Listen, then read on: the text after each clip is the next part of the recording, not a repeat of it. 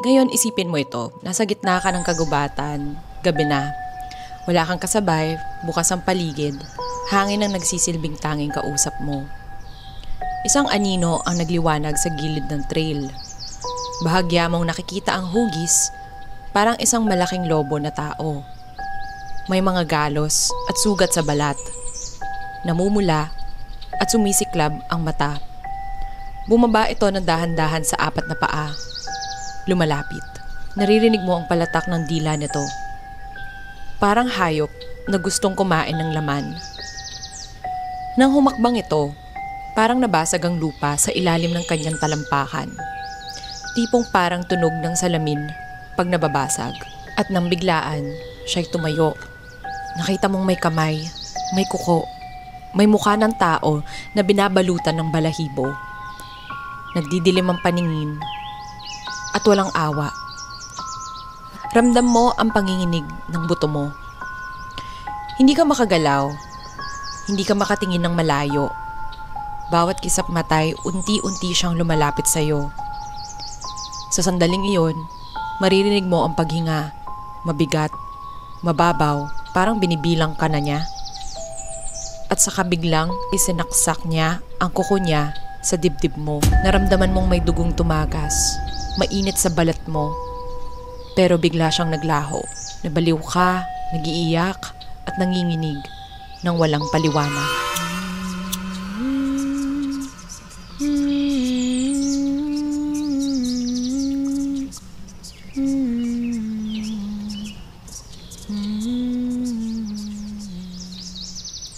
Kung meron kayong mga kwentong gustong i-share, pwede nyo i-post sa akin Facebook group. Ang link ay nasa TikTok bio ko or description box. Depende ko sa kayo nanonood.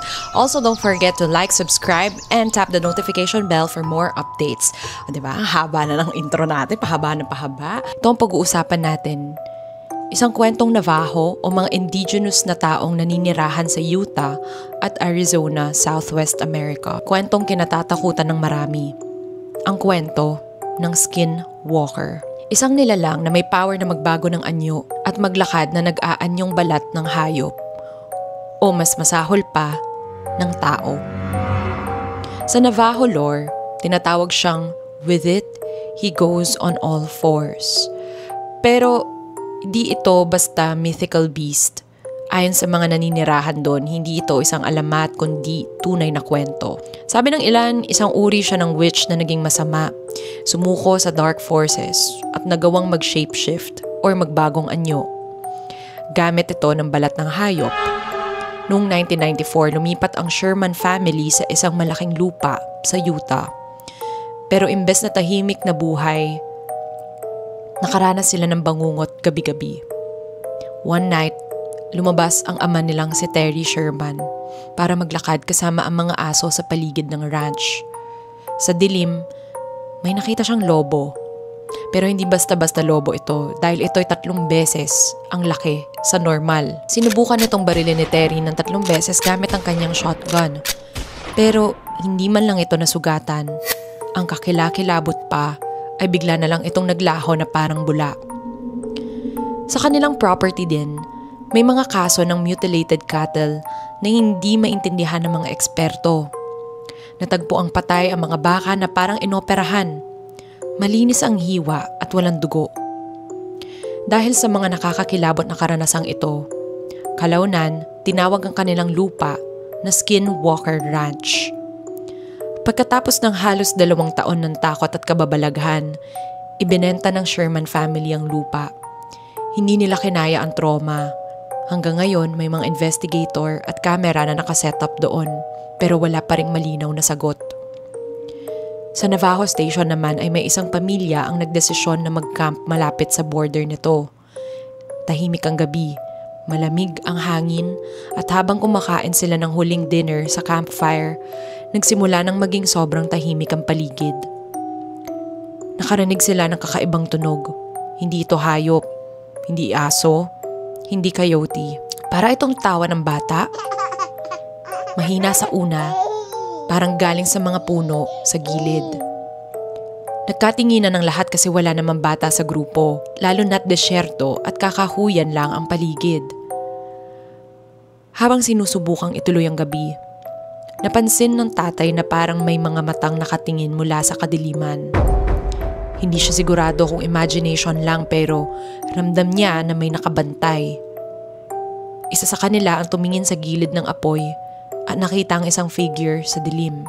Hindi ito diretsong tao. Hindi rin hayop. Naka-crouch, mababa ang galaw. At parang naglalakad gamit ang parehong kamay at paa. Ito ay parang pinaghahalong hayop at tao ang kilos. Kada aninag ng apoy sa gilid ng katawan nito, mas nagmumukha itong baluktot at nakakatindig balahibo.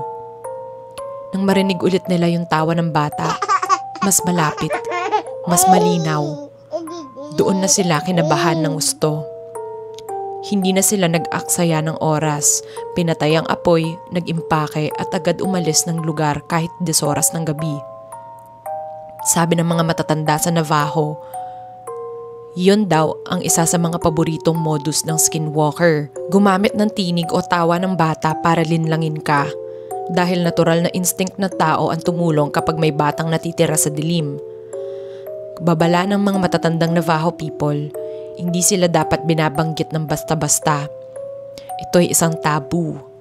Kaya madalas, ayaw ng mga Navajo na ikwento ang mga ganitong bagay at kung ikukwento man sa mga pinagkakatiwalaan lang nila. Kasi para sa kanila, ang pagbanggit ng basta-basta tungkol sa mga skinwalkers ay pag-anyaya sa kanila para sundan kanila. At doon na po nagtatapos ang ating kwento. Girly pop, girly pop, girly pop. Alam nyo, I've heard about skinwalkers way back kasi parang nauso yan eh.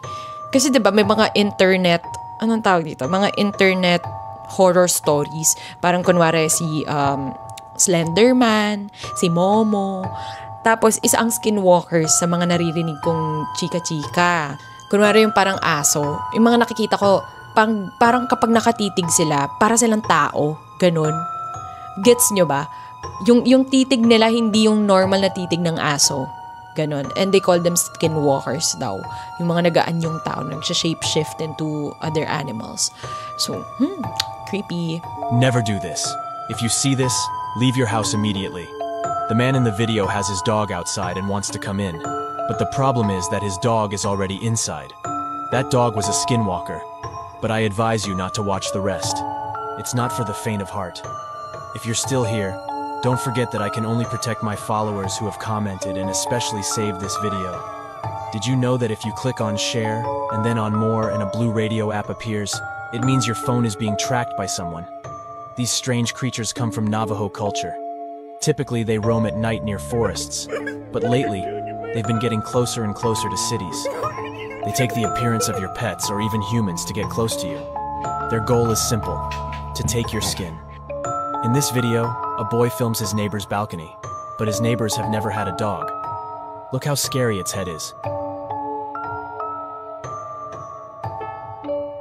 O siya, i-end na muna natin to. I'll see you guys tomorrow. Bye.